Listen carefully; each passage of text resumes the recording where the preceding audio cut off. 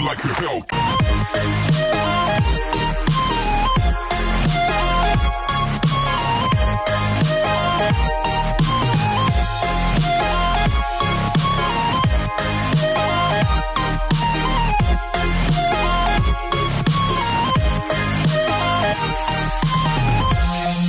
Next morning एडा जब सुबह सोकर उठती है तो सरकान को बहुत प्यार से देखने लगती है। ये देखकर सरकान उससे कहता है कि अब कब गुस्सा करोगी तुम मेरे ऊपर, क्योंकि यूजुअली रोज यही होता है कि तुम स्माइल करके उठती हो फिर अचानक से लड़ने लगती हो। ये सुनकर एडा उससे कहती है कि नहीं मैं वैसा कुछ नहीं करूँगी और स्माइल करने लगती है। फिर सरकान भी उससे पूछता है क्या कल रात जो भी कुछ हमारे बीच हुआ तुम्हें उसका कोई रिग्रेट तो नहीं है। एडा कहती है नहीं, और ये जानने के बाद सरकान उसके फोरहेड पर किस करता है और बताता है कि मैं सुबह 5 बजे से इसी टेंशन में हूँ, और उससे कहता है कि मैं सच में तुमसे बहुत प्यार करता हूँ और एडा तुम मेरे लिए मेरा सब कुछ हो। फिर एडा भी उससे कहती है कि मैं भी तुम्हारे बिना नहीं जी सकती और प्लीज़ मुझे माफ़ कर देना कि मैंने तुमसे किरास के बारे में छुपाया था, और अब प्लीज़ सब कुछ भूल जाओ पास में जो भी कुछ हुआ था। और वहीं दूसरी तरफ मिस आइफर भी मिसेस आइडन से मिलने आती हैं और उनसे पूछती हैं कि कैसी हो तुम। ये सुनकर मिसेस आइडन उन्हें जवाब देती हैं और कहती हैं कि मैं बहुत नर्वस हूँ,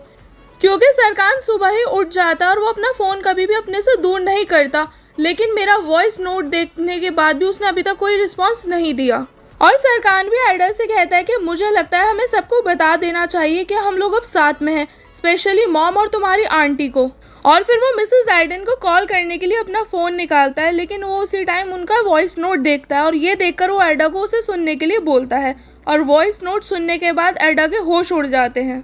और फिर एडा मिसेस आइडन से मिलने आती है और मिसेस आइडन उससे पूछती है क्या सरकान बहुत गुस्से में इसलिए वो नहीं आया। फिर एडा उन्हें बताती है कि सरकान ने वो मैसेज सुना ही नहीं, मैंने उसे सुना था और सुनकर डिलीट भी कर दिया। ये सुनकर मिसेस आइडन उससे पूछती हैं लेकिन तुमने ऐसा क्यों किया। एडा उन्हें बताती है क्योंकि मुझे लगता है इतनी ज़रूरी बात सरकान को मैसेज में नहीं पता चलनी चाहिए इसीलिए, और मैं जानती हूँ आपके लिए कितना मुश्किल होगा सरकान को इस बारे में बताना, क्योंकि मैंने भी 5 साल तक किरास के बारे में सरकान को नहीं बताया था, तो प्लीज़ आप इस बारे में उसे फेस टू फेस बता दीजिए। और फिर मिसेस आइडन मिस्टर कमाल और सरकान दोनों को एक साथ बताती हैं कि सरकान कमाल तुम्हारा बेटा है। ये सुनकर सरकान उनसे कहता है कि ये कैसा मजाक कर रही हो आप, और ये सब आप इसी वजह से कर रही हो ना जिससे मेरी और मिस्टर कमाल की अच्छी बॉन्डिंग हो जाए।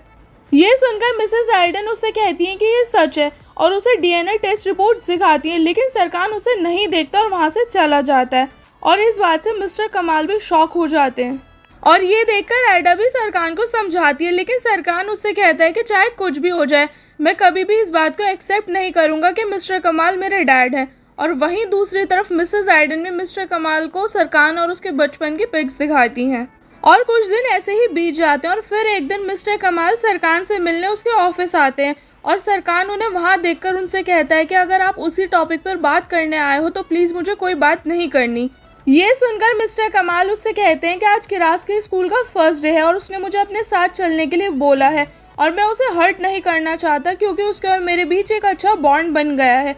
तो बताओ क्या मैं उसे स्कूल छोड़ने आ सकता हूँ। सरकान उनसे कहता है कि बहुत अच्छा बहाना है, लेकिन मुझे नहीं लगता कि अगर आप नहीं आओगे तो किरास पर इस बात का ज़्यादा कोई असर होगा या वो इस बात पर ध्यान देगी। और ये सुनकर मिस्टर कमाल अपसेट होकर वहाँ से चले जाते हैं, और बाद में एडा के पास भी स्कूल से कॉल आती है जहाँ वो उसे बताते हैं कि किरास और जान ने खुद को रूम में लॉक कर लिया है। और ये सुनकर चारों लोग स्कूल जाते हैं और किराज और जान को बाहर निकालने की कोशिश करते हैं, लेकिन किराज उनके आगे कंडीशन रख देती है कि जब तक मेरे ग्रैंडपा यानी कि मिस्टर कमाल नहीं आएंगे मैं गेट नहीं खोलूँगी।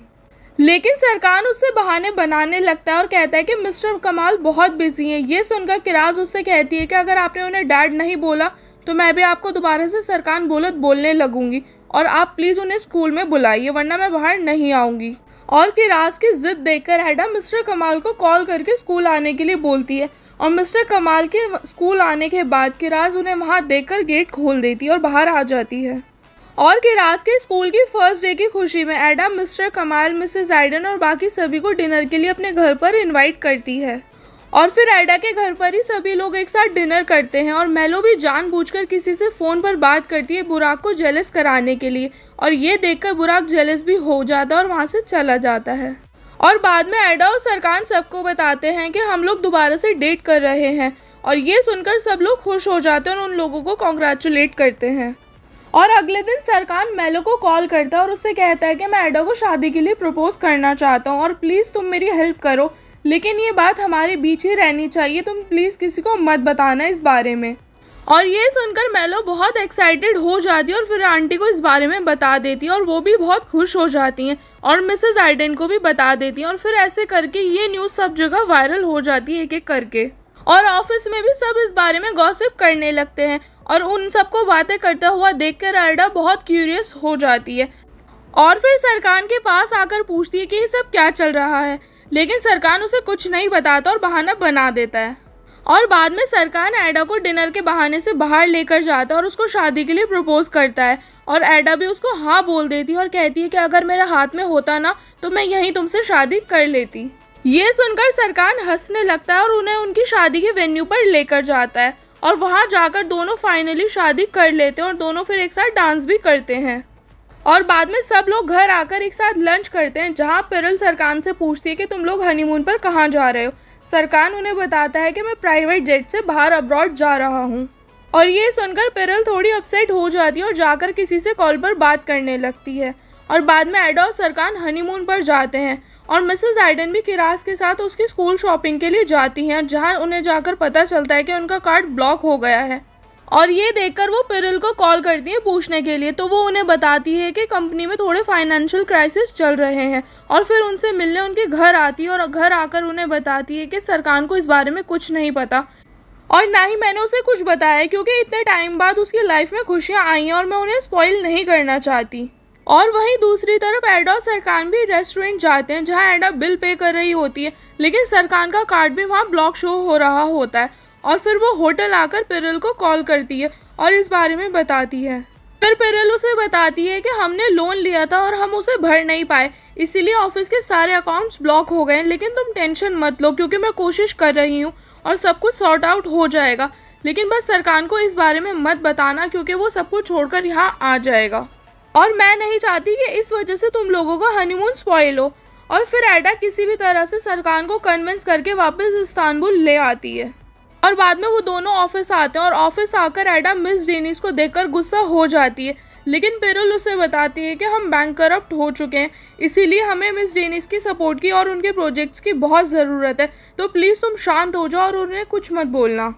मिस डेनिस भी प्रोजेक्ट के चक्कर में सरकान को अपने साथ होटल चलने के लिए इन्वाइट करती हैं। ये सुनकर सरकान एडा से पूछने आता है और वो भी उसे उनके साथ जाने के लिए बोल देती है। और एडा के इस वियर्ड बिहेवियर को देखकर सरकान को शक होने लगता है और वो उससे पूछता है कि तुमने कुछ बोला क्यों नहीं जब मिस डेनिस ने मुझे अपने साथ चलने के लिए बोला था। तो फिर एडा उससे बहाना लेते हुए कहती है कि मुझे अच्छा नहीं लगता अगर तुम मेरी वजह से ही होटल प्रोजेक्ट कैंसिल कर देते, तो बस इसीलिए, और हम दोनों एक दूसरे से बहुत प्यार करते हैं और मैरिड भी हैं, तो अब इसीलिए हमारे बीच कभी भी कोई नहीं आ सकता। और बाद में सरकान मिस डेनिस के साथ होटल चला जाता है और एडा भी उसके पीछे वहीं चली जाती है। और होटल में मिस डेनिस से परेशान होकर सरकान उनके साथ डील कैंसिल कर देता है और फिर एडा से कहता है कि जितना जल्दी हो मैं यहाँ से जाना चाहता हूँ और इस लेडी से दूर। और वहीं दूसरी तरफ किरास मिसेस आइडन और मिस आइफर की बैंक करप्सी वाली बात सुन लेती है और ये सुनकर वो उनसे कहती है कि प्लीज़ आप इन हॉर्सेस को मत बेचना।